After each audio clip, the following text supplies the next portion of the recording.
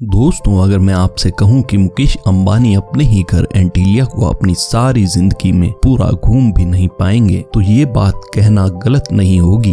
मुकेश अंबानी का घर एंटीलिया इतना बड़ा है कि मेरे हिसाब से सही मायनों में इसका एक एक कोना घूमना बेहद ही मुश्किल है। लग्जरी लाइफ के एक नए एपिसोड में आपका फिर से स्वागत है। आज के एपिसोड में हम दुनिया के सबसे महंगे और लग्जरी होम के बारे में बात करेंगे और जानेंगे आखिर क्यों मुकेश अंबानी का ये घर हमेशा चर्चाओं का हिस्सा बना रहता है। दोस्तों, ये बात शायद मुझे बताने की जरूरत भी नहीं है कि मुकेश अंबानी का नाम दुनिया के सबसे अमीर शुमार लोगों में आता है। इनका स्टेटस सारी दुनिया में एक बहुत ही ऊंचे पायदान पर है। शायद यही वजह है कि इन्हें अपनी जिंदगी भी उसी हिसाब से जीनी पड़ती है। मुकेश अंबानी के इस घर की कुल कीमत $2 बिलियन है, यानी कि अगर हम इंडियन रुपयों में बात करें तो करीब 15,000 करोड़ रुपए है। दोस्तों, आपको बता दें कि मुकेश अंबानी ने 2002 में 1.25 एकड़ जमीन को 21 करोड़ रुपए में एंटीलिया को बनाने के लिए खरीदा था।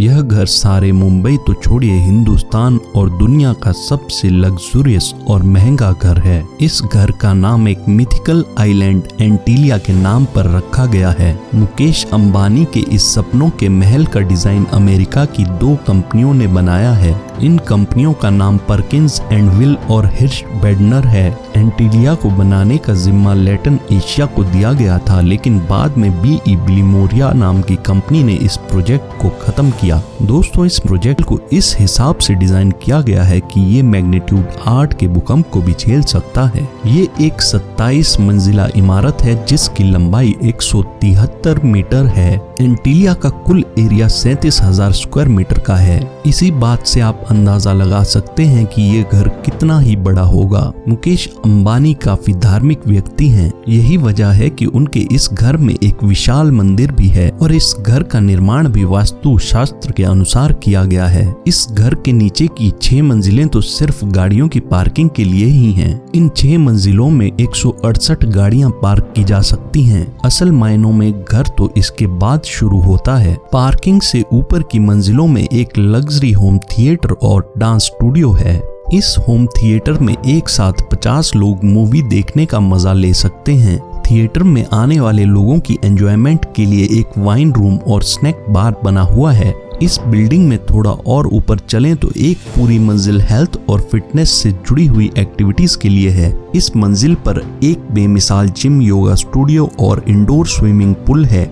इस स्विमिंग पूल से सारा मुंबई शहर बहुत ही खूबसूरत सा दिखता है। इसी मंजिल पर एक आइस रूम भी है ताकि अंबानी फैमिली स्विट्जरलैंड जैसी जगह के ठंडे वातावरण का एहसास करके उसे एंजॉय कर सके। आपको जान के हैरानी होगी कि इस बिल्डिंग में एक पूरी की पूरी मंजिल सिर्फ और सिर्फ अंबानी परिवार की गाड़ियों की मेंटेनेंस के लिए है। सच में ये बात सुनकर ही एक लग्जरी फीलिंग आती है।